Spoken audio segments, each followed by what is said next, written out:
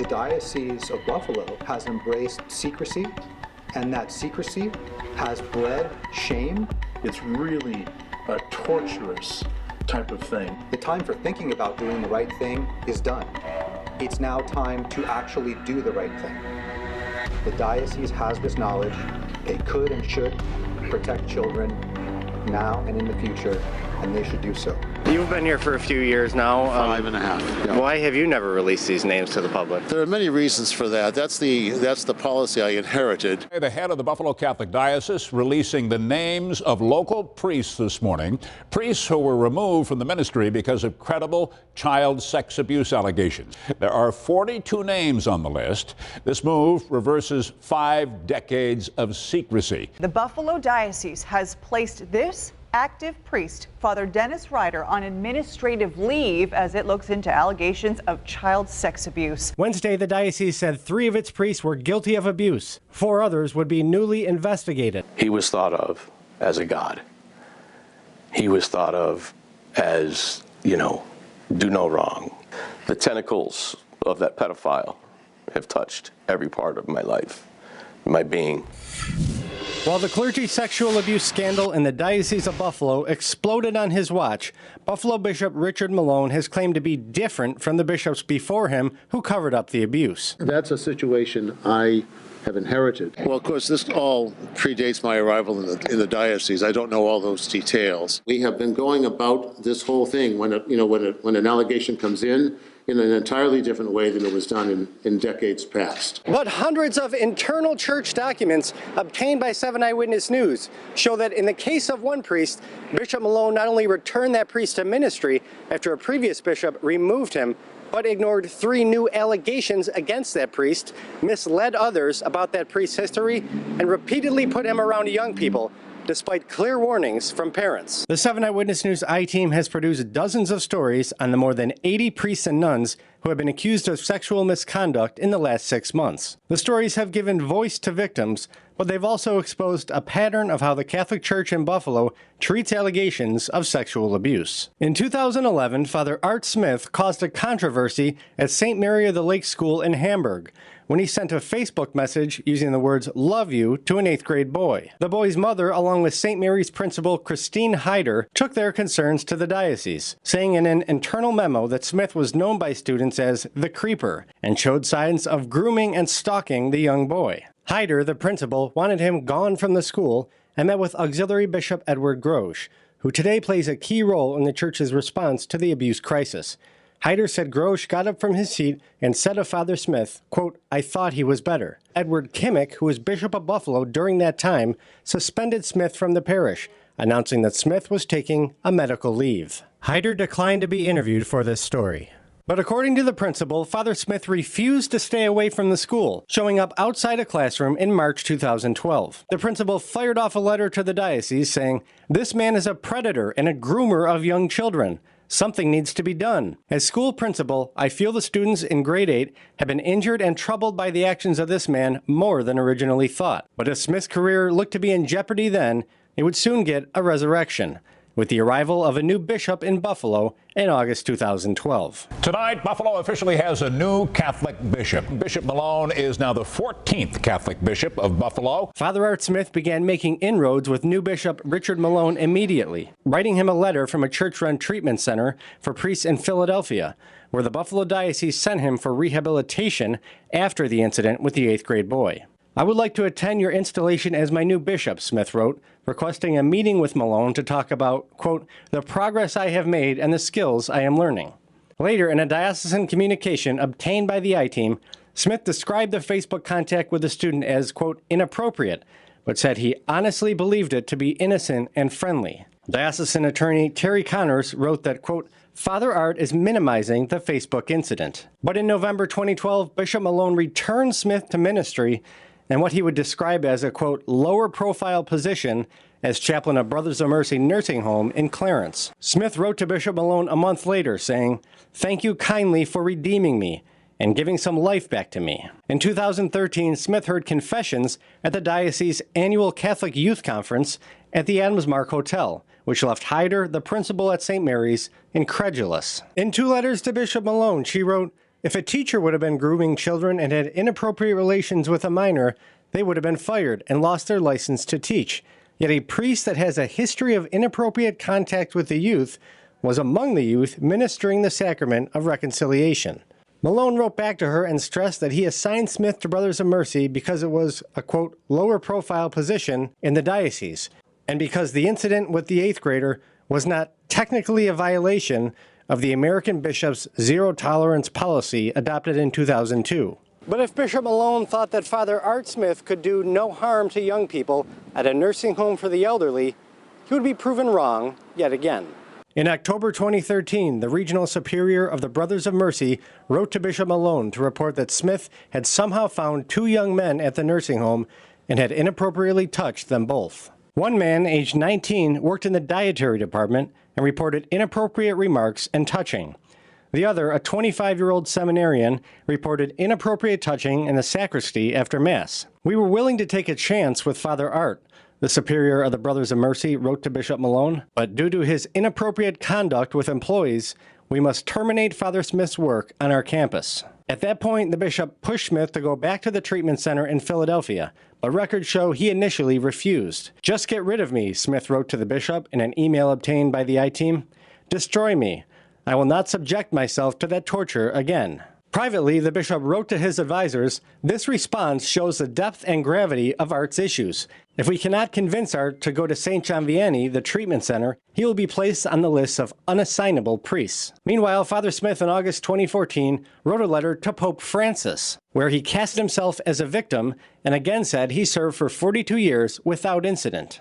My canon lawyer says that there is absolutely no foundation for the way the church has treated me, he wrote to the Holy Father. Later, in an email to one of Malone's aides, he mentioned that he has retained both civil and canon lawyers, and wrote, they know I was done a severe injustice. Documents show Bishop Malone asked Smith to honor their gentleman's agreement that he not wear clerical garb, offer sacraments, or say Mass publicly. When the sexual abuse crisis exploded in Buffalo earlier this year, Malone said the protocol on abusive priests was clear. And sometimes in the past, and we know this is a mistake now, the verdict would be they can return to ministry. You know, we would never do that now. What he didn't say then is that in May 2015, despite documented allegations of Smith's behavior, documents show he met with the embattled priest to discuss the possibility of beginning to reintegrate your priestly ministry in the Diocese of Buffalo. Despite the priest's history, Malone granted Smith permission to administer the Eucharist and to hear confessions. In another letter, he offered him, my gratitude for your service to our diocese,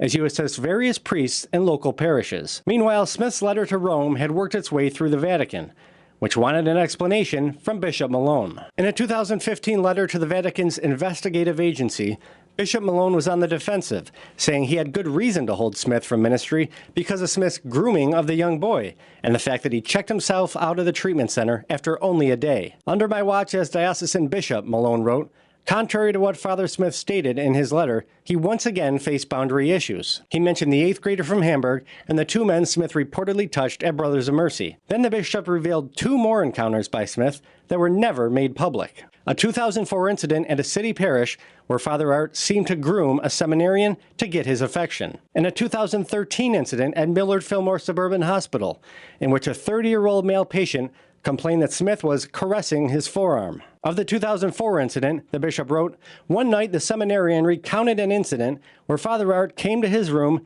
came into his bed, and began to touch his genitalia. Then, after telling the Vatican why Father Smith appeared to be so dangerous, Bishop Malone inexplicably ended the letter by saying, on the basis of his cooperation in regard to regular counseling, I have granted Father Smith faculties to function as a priest in the Diocese of Buffalo. Despite what he said to the Vatican about Smith's long history, just 2 months earlier, Bishop Malone wrote Smith a glowing letter of recommendation to the Apostleship of the Sea cruise service, endorsing Smith to be a chaplain aboard a cruise. The bishop made no mention of Smith's history in writing, quote, he is a person of good moral character and reputation. I know nothing which would in any way limit or disqualify him from this ministry.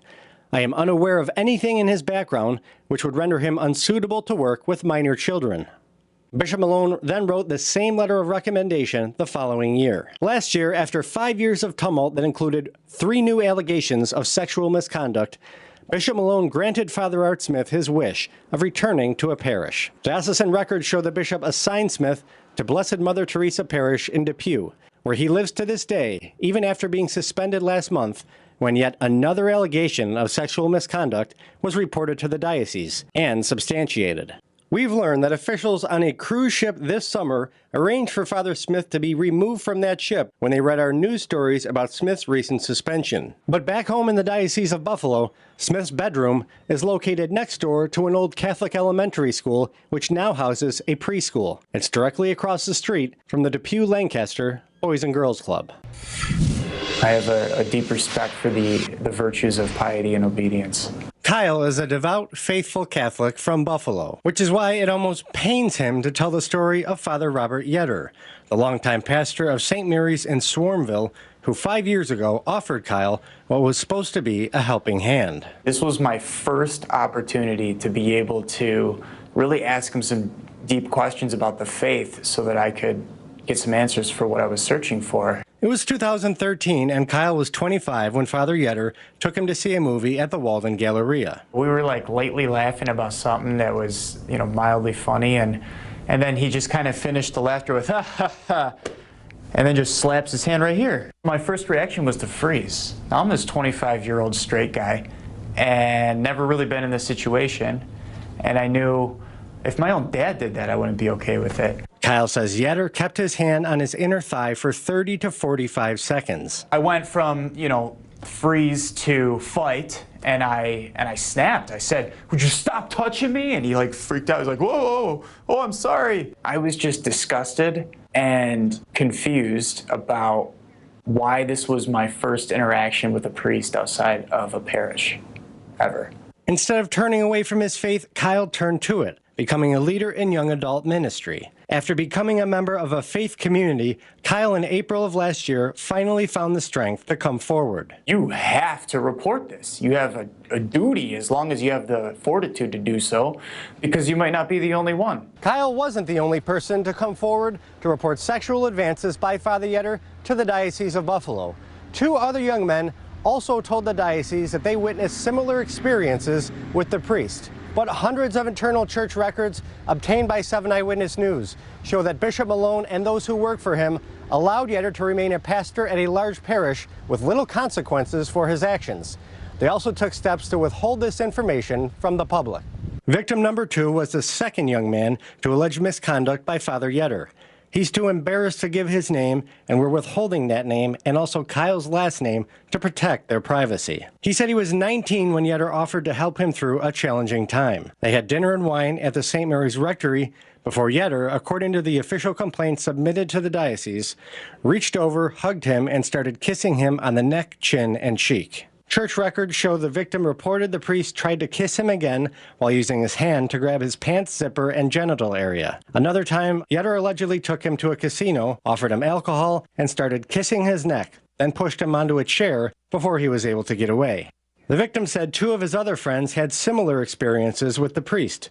The diocese does not appear to have tracked them down. In both cases, the diocese called Yetter in for a meeting with Auxiliary Bishop Edward Grosch, Bishop Malone's point man for the abuse crisis. So Bishop Grosch, my auxiliary bishop, meets regularly with priests who are unassignable for various reasons. According to internal memos, Yetter admitted to the touching in the movie theater, but said he didn't remember the incident in the casino. Grosch's solution was to give Yetter a lecture on sexual harassment using this chart.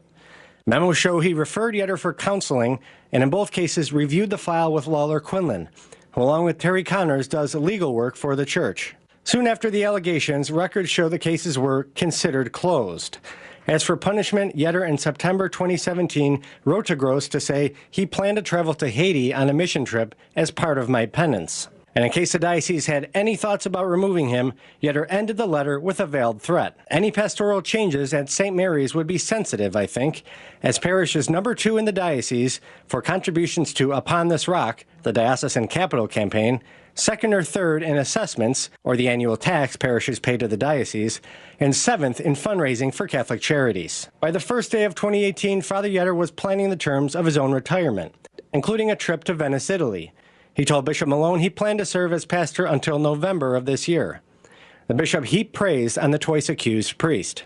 Allow me to take this opportunity to express my sentiments of gratitude and appreciation for your years of faithful and effective ministry, Malone wrote. Since you are a priest forever, I am certain that God's people will continue to enjoy your pastoral care as you minister to them when and where you are able in your retirement years. But the very next month, another complaint was sent to the diocese, written by a third victim, this one anonymous.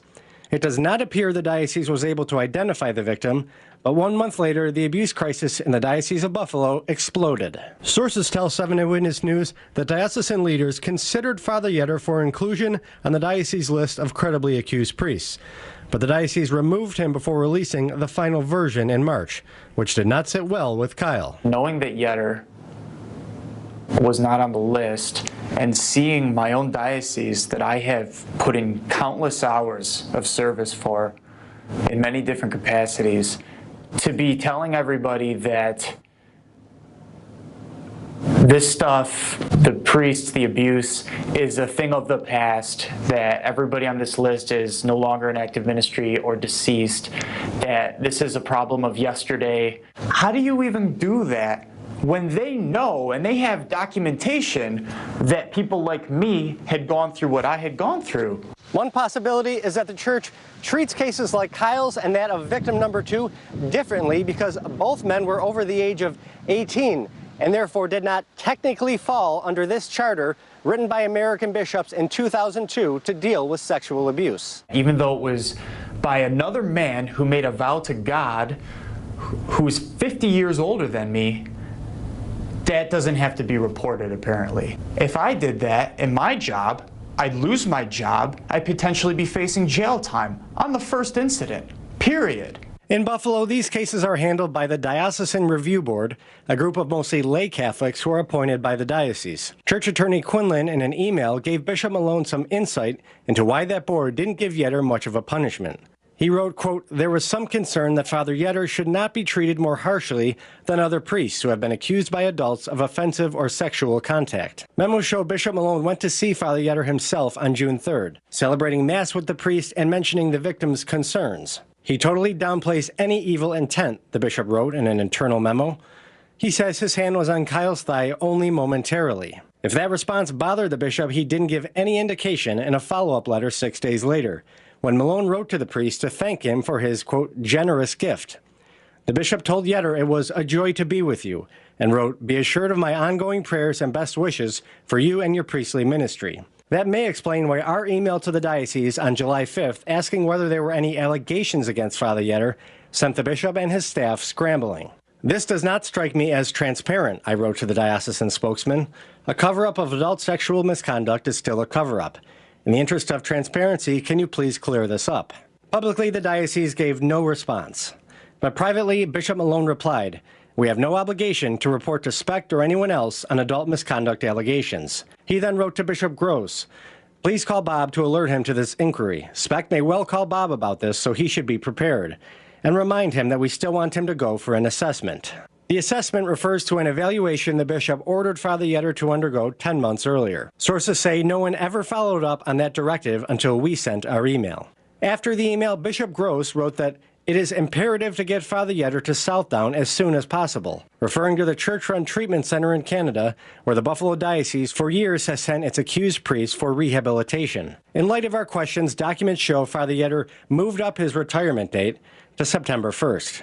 And Kyle will once again be able to attend Mass at St. Mary's. He said he wasn't able to have his wedding at his childhood parish. Kyle met with Bishop Malone in June of this year and says the bishop told him that he was Father Yetter's only victim. But documents show at the time of that meeting, the diocese already had the complaints of victim number 2, as well as a third anonymous victim on file. They also show Bishop Malone was made aware of these complaints by a diocesan lawyer who gave him an update before that meeting. In that spirit, I asked Bishop Malone, "So you're saying that I was the only one?"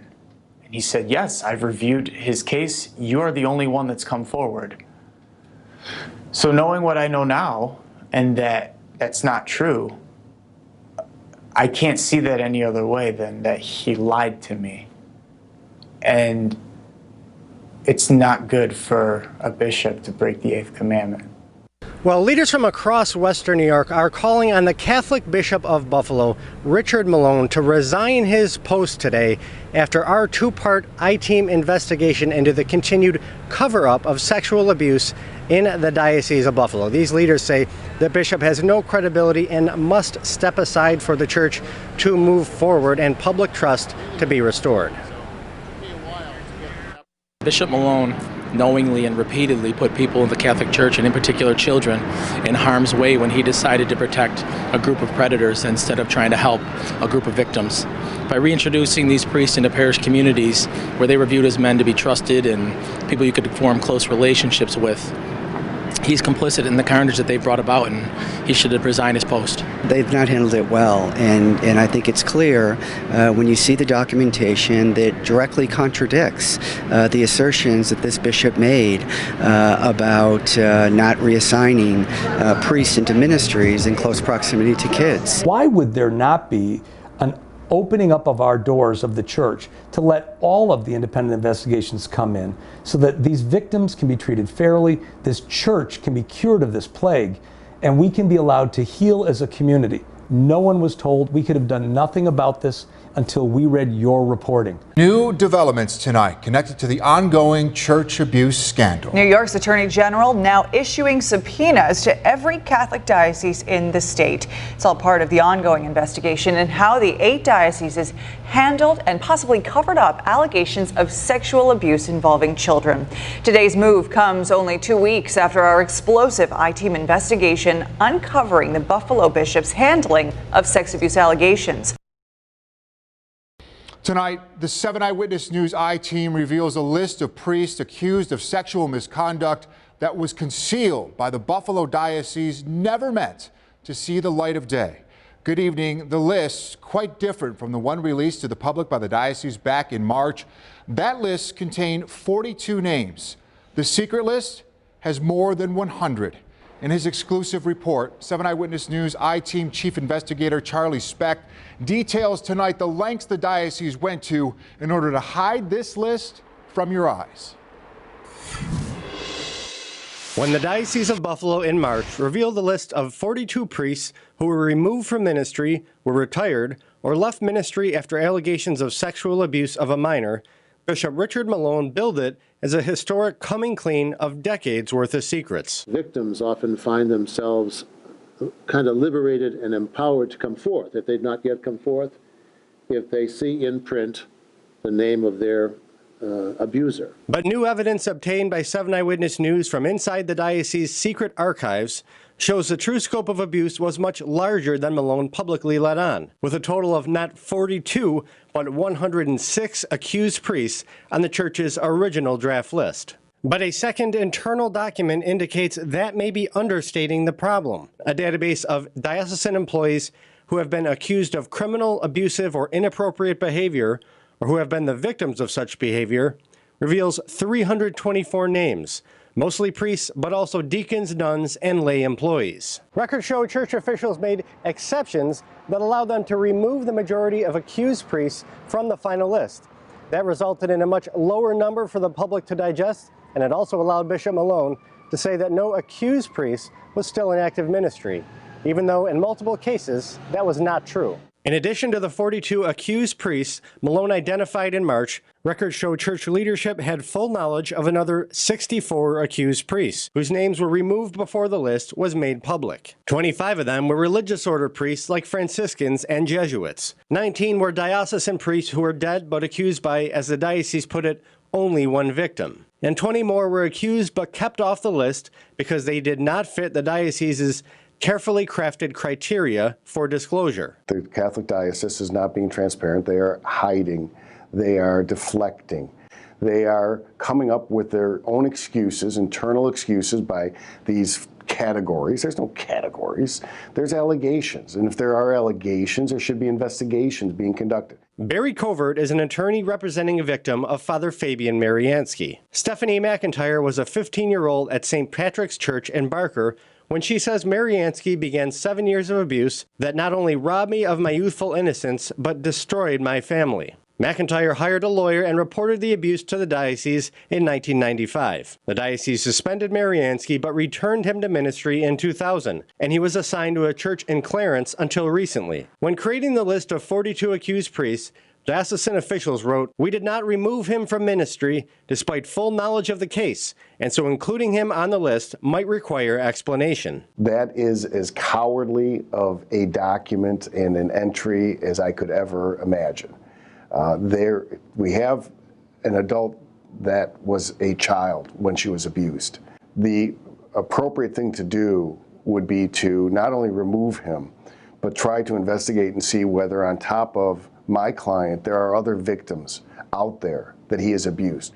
Instead, Bishop Malone let Mariansky continue in ministry at Nativity of the Blessed Virgin Mary Church in Clarence until May 6th, when McIntyre told her story to the Buffalo News. Reporter Jay Tokaz said Malone told him he was not aware the allegation against Mariansky involved a minor. But diocesan records obtained by the I-Team show church lawyers informed Malone about the Mariansky case when he first became bishop in 2012.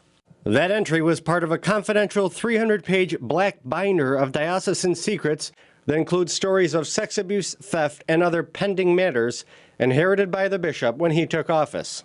Mariansky initially denied the allegations to the news, but then admitted he had sexual relations with McIntyre, but after she was an adult. This week, he again denied the allegations to 7 Eyewitness News.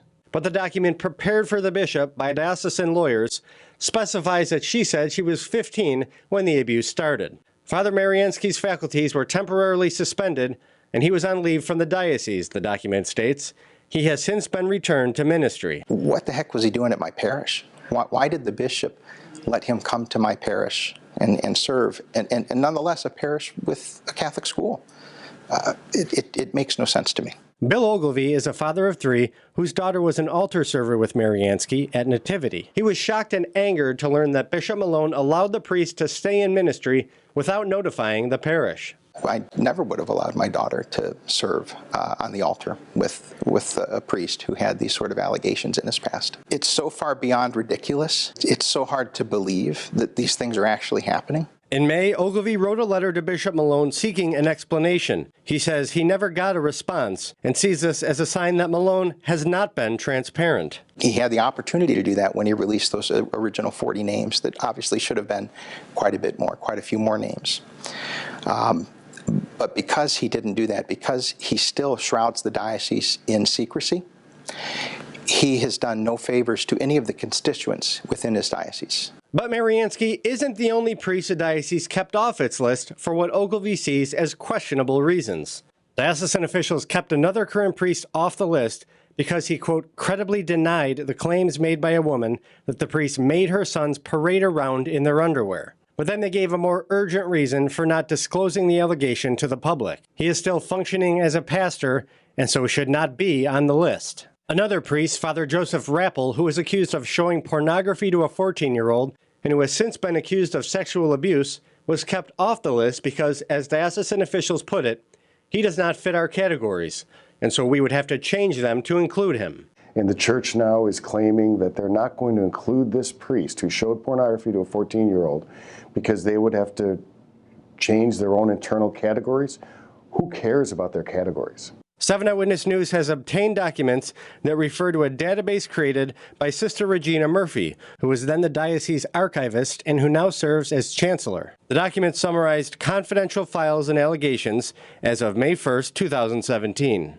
A database has been created that lists all persons who have been accused of criminal, abusive, or inappropriate behavior, or who have been the victim of such behavior, the document states. The list includes 324 total names, 202 diocesan priests, including former priests, 44 religious order priests, 61 laypersons or non-ordained employees of the church, like Catholic school teachers, 7 deacons, and 7 women religious. A church official confirmed the context of the database, but said these offenses are not exclusively sexual and also appear to include violations against both minors and adults, which explains this higher set of figures. Memos between Sister Regina and Bishop Malone indicate she created the database last year in locations at diocesan headquarters that were nicknamed The Well and The Secret Archives. The memos state that no government agency is to have full access to the secret documents without a court order or subpoena. Sister Regina tells Malone in a 2017 memo that in the cases of 7 particular priest files, we are awaiting our lawyer's confirmation that these materials can be shredded. After victims called the diocese, wondering why the names of various priests were not on the list, those same lawyers urged Malone not to alter the original list of 42. Church attorney Lawler Quinlan wrote in a March 20th email, "This is probably the first of many complaints about the list, not including every priest against whom we have ever received a complaint. We need to weather this storm for a while without changing our list." Bishop Malone said he agreed, and in another email hinted that the list was perhaps not as complete as the diocese wanted the public to believe. Tom Beecher, a Buffalo lawyer who is one of the bishop's key supporters, wrote a letter to the editor to the Buffalo News on March 12th, saying the great majority of priests have never harmed a soul. He said a victim advocate's claim that the real number of abusive priests was double or triple the 19 who were accused at that time was, quote, unsubstantiated and speculation. Great letter to the editor, Auxiliary Bishop Edward Grosch wrote in an email. Bishop Malone responded, saying, except that we know there are more names than Tom and others would like to think. The bishop had a chance to right the ship and to pick up whatever credibility he had left. I think we were all willing to let him do that. But now with the revelations over the past couple of weeks, you know, he claims he wants to be a good shepherd and that a good shepherd never leaves his flock. But if he really cared about the diocese and wanted to see the diocese rise from its ashes, which is where it is right now, he would shepherd the transition to a new leadership. Now, in response, the spokeswoman for the Diocese of Buffalo released a statement saying that it, quote, conducted an extensive, deliberate, and careful process of releasing the names of diocesan priests about whom we have received substantiated allegations of abuse, a standard of transparency to which we will continue to hold ourselves moving forward. Historic move by federal prosecutors. 7 Eyewitness News I-Team Chief Investigator Charlie Specht uncovering these emails. They confirm the feds have hit the Diocese of Buffalo with a subpoena as they investigate sexual abuse by Western New York priests. Good evening, everyone. A source confirming to the I-Team that the subpoena served to the Diocese of Buffalo was related to pornography, taking victims across state lines, and the use of cell phones and social media. This marks the first time the feds have ever investigated the Catholic Church, with most investigations previously being handled by state and local authorities. At least 7 Pennsylvania dioceses have also been subpoenaed. I am a very ordinary person, and I found myself in rather extraordinary circumstances. And the way I look at it is that I was the right person in the right place at the right time, and God gave me the strength to do the right thing. Without Siobhan O'Connor, the Diocese of Buffalo may have pulled off one of the greatest cover-ups in the history of the Catholic Church. O'Connor served for 3 years as Bishop Richard Malone's personal secretary. She's deeply religious and once studied to become a nun. But while working at Malone's side, she began to see the ugly underbelly of how the Diocese of Buffalo handled sexual abuse. She went public earlier today as a key whistleblower and source in 7 Eyewitness News' 3-part I-Team investigation into Malone's handling of sexual abuse, telling the national news magazine 60 Minutes that she felt morally compelled to provide key documents describing a cover-up of allegations under Malone's watch. Before the airing of the 60 Minutes piece, O'Connor explained to 7 Eyewitness News that the seeds for her actions were planted in March, when the diocese announced a settlement program for victims of sexual abuse. The diocese was so unprepared for the wave of allegations that she began taking phone calls from victims, many who had waited years for justice from the church. And then I began to be attached to these people. I mean, they shared their lives with me, and I cried with them, and I cared about them. Publicly, Bishop Malone said he wanted victims to come forward, but a hotline created by the diocese rang to an empty office in Cheektowaga, manned remotely by a part-time employee. All calls for the first 3 weeks went directly to voicemail. After waiting weeks for a return call, O'Connor says victims began showing up at the chancery to tell their stories. O'Connor listened to one man's story in a supply closet because the diocese had set aside no space to hear these victims. And he told me that his wife had died a few years ago and he hadn't even told her, and then he shared what he had endured, and I was just, I was really overcome in that moment, because you just can see how raw that pain is, and I wished I could do more for him. O'Connor was moved to write a newspaper opinion piece in June, where she said victims deserved compassion, not criticism. I remember finding out after the fact that Bishop Malone was not pleased with the article I wrote, because he said that it was not supportive enough of him, it was overly supportive of the victims. And I was told by another member of senior staff that I had an inordinate sympathy for the victims. And I don't think that's possible. But it was Malone's handling of 2 accused priests that finally convinced her it was time to quit her job. She wrote in emails to the bishop that she was becoming morally allergic to that job. I already knew at that point that things were not self-correcting. It wasn't as though the diocese had just kind of careened off the path and were righting themselves. Things were not going in the right direction, and I thought you were the one who might be able to help the most from the outside. That's when I approached O'Connor, and we had the first of many secret meetings in this abandoned parking lot. She began to reveal a trove of secret documents that implicated Bishop Malone in the mishandling of clergy sexual abuse allegations. And I remember thinking that I would trust you with this information, that you would not treat it in a salacious manner. I could tell you had great compassion for the victims, and that you also had respect for our church. Exposing the bishop's actions was not a decision O'Connor came to easily. I devoted my life to working for him. I knew him very well. He had invited me into his home. I had traveled with him. And yet I realized that sometimes you have to have a loyalty to something greater, and an allegiance to the common good versus someone's personal good. And especially when I thought about the survivors, I thought I would be betraying them if I didn't do something. The explosive information has led to calls for Bishop Malone to resign. On the advice of church lawyers, he called an emergency news conference 3 days after our first bombshell I-Team investigation and admitted wrongdoing but refused to resign. The shepherd does not desert the flock at a difficult time. By the end of it, I was in tears because it was just business as usual. A task force, a new office, a new staff member, strengthening the code of conduct. There's nothing wrong with the code of conduct. It needs to be enforced. I mean, there were so many things he could have done, and he didn't. Instead, they locked down those files, and it went just to that protect the diocese, protect the bishop. Sources say those aggressive moves are one reason the FBI has now launched a criminal investigation into the diocese. O'Connor feels the scrutiny is a long time coming, but knows it will take a toll on her former colleagues. I think that I'm going to lose a lot of friends because of this, because I brought pain upon them. You know, I brought dark days to the Catholic Center.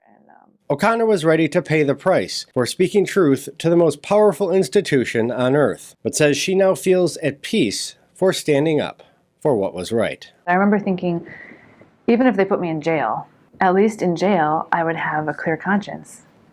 But I would have been imprisoned by regret for my whole life if I didn't do this. So in a certain sense, as much as I did it for the survivors and for our diocese and our community, I did it for myself too, because I couldn't have walked away and lived with myself. So I was really compelled to do this in many respects, but for my own soul. At a news conference 2 weeks ago, Bishop Richard Malone said he had a good record on dealing with sexually abusive priests. You'd call it a cover-up, we call it confidentially. He pointed to his time in the Diocese of Portland, Maine, where he served for 8 years before coming to Buffalo. But here in the bishop's old Diocese of Portland, Maine, advocates for victims of sexual abuse, as well as new documents obtained by the I-Team, paint a much different picture of the bishop's past, especially when it comes to the issue of sexual abuse. The I-Team traveled to Maine and talked to Catholics like Paul Kendrick, who's an advocate for victims of sexual abuse. The Bishop Malone I came to know here in Maine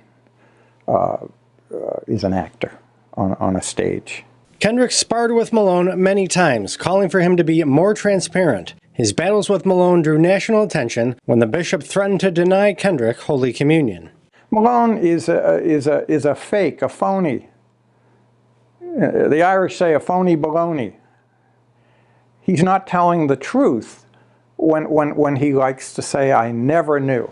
But even Kendrick didn't know what we were able to find in these confidential documents that describe how Malone handled abuse controversies involving these two priests in Maine. The documents are summaries of two separate investigations conducted by this man, John Brennan, a Catholic deacon and a 30-year law enforcement veteran who retired as the deputy chief of the Portland Police Department. Brennan served as the Portland Diocese internal investigator during Malone's 8-year tenure. He declined an interview request because he is cooperating with the FBI, but Brennan confirmed to the I-Team the authenticity of the documents. With respect to the Vatican and Bishop Malone, he wrote in one report, this was a complete cover-up of the highest order that cannot possibly be explained or defended, and still screams out for justice. It was here at this parish in South Portland where a priest was suspended for befriending a violent sex offender and allowing him to live in the parish rectory. The priest was Father Paul Coughlin. The sex offender, a man named John Skinner. Skinner was convicted in 2004 of sexually abusing 2 boys he met through Catholic youth groups. He was sentenced to 18 years in prison, and the reports describe what Brennan calls 2 outrageous situations regarding the pedophile and the priest. The first involved a 15-year-old boy whom Skinner allegedly raped. The report says Skinner brought the boy to Father Coughlin, who failed to call the police. Later, according to the report, Father Coughlin tried to get Skinner hired as a youth minister at his parish and allowed him to live in the parish rectory, just steps away from this parish center frequented by kids. Are you kidding me? You have a man who served time, been convicted of child sexual abuse, rape? You have him living in your rectory? After his investigation, Brennan wrote the Vatican issued a mild rebuke of Father Coughlin and allowed Malone to remove him from ministry. But after 2 years, Brennan wrote that Bishop Malone took it upon himself to secretly return this priest to ministry. Newspaper archives confirm Brennan's account, quoting Bishop Malone as saying, I believe Father Coughlin has had adequate time to reflect on his actions. Malone took the unusual step of barring Coughlin from ministry in these 3 cities while allowing him to serve as a priest in the rest of the state. Brennan says Malone reversed that decision only after employees at the Portland Chancery expressed their outrage. I mean, what kind of insanity is that? The so-called crisis in the church has been going on about protecting children, and this guy Coughlin brings in a convicted pedophile to roam around. And that Coughlin would think that's okay, and then Malone would go to bat for Coughlin? The second case involves Father Thomas Lee. According to Brennan's interviews with more than 10 adults, Father Lee would take them camping when they were children and allow them to swim nude as he shined a light on them. He suggested they should take turns showering, entered the shower area and took photographs of them, invited the children into his bedroom, and while they were still naked, covered their bodies with powder. He would then massage their entire bodies, including their genital areas, often using an electrical device as he massaged them. Brennan wrote a 60-page report, but the allegations went nowhere even after the Diocesan Review Board unanimously affirmed the complaint against Father Lee had been substantiated. After a first internal church trial found Father Lee innocent, Brennan put pressure on the bishop, telling him the Father Lee case would come back to haunt him, and that if the Father Lee case resulted in a civil trial or some kind of criminal investigation, I would not lie or cover up the facts to protect the diocese. Malone took Brennan's advice and petitioned the Vatican for a second trial. But Lee was again found innocent after the 3 judges, all priests, found Father Lee's actions to be imprudent, but none of them were sinful in any respect. Brennan says he was not allowed to submit his report or contact witnesses to testify at either trial. The bishop told reporters he was stunned and disappointed at the outcome of the case. But Brennan wrote, when I complained to Bishop Malone that this was yet another extraordinary cover-up by the Vatican of child sexual abuse by a member of the Catholic priesthood, he indicated that there was nothing more that he could do. And he had so little respect for the harms and injuries of the children by this priest that he just threw his hands up. Said, too bad. Here's the process. Here's what the church tells me to do. Father Lee is retired but still listed as a priest in the Portland Priest Directory. Just this summer, parish bulletins show he was honored at a Mass at Good Shepherd Parish. Brennan says he, quote, personally witnessed Father Lee proudly standing at the altar of the Diocese Cathedral during major celebrations, and I have even encountered him at a private reception at Bishop Malone's home.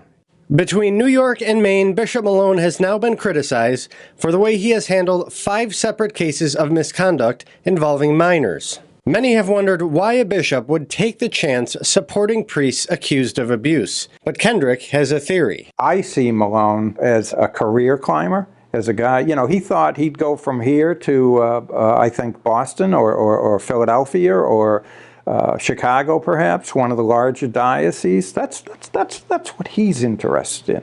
Because guess what? If he yells too loud, he's not going to go to Philadelphia or Buffalo even. He knows that. Charlie Speck, 7 Eyewitness News. Now, in response to our reporting, Bishop Malone issued a statement that reads in part, quote, I stand by the fact that the canonical process as it relates to Father Thomas Lee and Father Paul Coughlin was scrupulously followed during my time as bishop in Portland, Maine. For anyone to imply that there was any sort of cover-up in either case is patently false. We were transparent, issuing press releases and letters to the faithful throughout both investigations. We are following breaking news out of Albany tonight, where the state legislature has now passed the Child Victims Act. This bill now awaits Governor Cuomo's signature. Now, this act will give victims of child sex abuse decades longer to file lawsuits or seek criminal charges against their abusers. It comes on the heels of the sex abuse scandal exposed by the 7 Eyewitness News I-Team that has rocked the Buffalo Catholic Diocese. Our I-Team Chief Investigator Charlie Speck is live in Albany tonight. Keith, it's really a historic day here at the state capitol in Albany after state legislators, after years of delay and debate, have finally decided to reform what many have called its archaic sexual abuse laws. Senators today gave passionate testimony about sexual abuse of children, perhaps none more so than State Senator Tim Kennedy, a Catholic Democrat from South Buffalo, who said, his religion aside, this is a matter of human rights and justice. Kennedy specifically cited the abuse scandal that has enveloped the Diocese of Buffalo, led to a federal investigation, and cited our reporting when it comes to the handling of sexual abuse by the current Bishop Richard Malone and his predecessors. Now, what this legislation will do is change the statutes of limitation from the age of 23 to 28 in criminal cases and 55 in civil cases. It will also establish a 1-year window period where victims of childhood sexual abuse can take action in court and file lawsuits against the institutions or their abusers, no matter when the original abuse took place. Nobody was happier and more relieved when this legislation passed in the state Senate unanimously than Michael Whalen, the abuse victim from South Buffalo, who first came forward nearly a year ago and brought all of these abuse cases to light. It means a lot to me and my family and to all the victims that have been hurting, waiting for this moment. Victims and survivors of childhood sexual abuse in the Diocese of Buffalo specifically, but all throughout the church, all throughout the state and the nation, these victims of abuse that have so courageously told their story. Today is their day.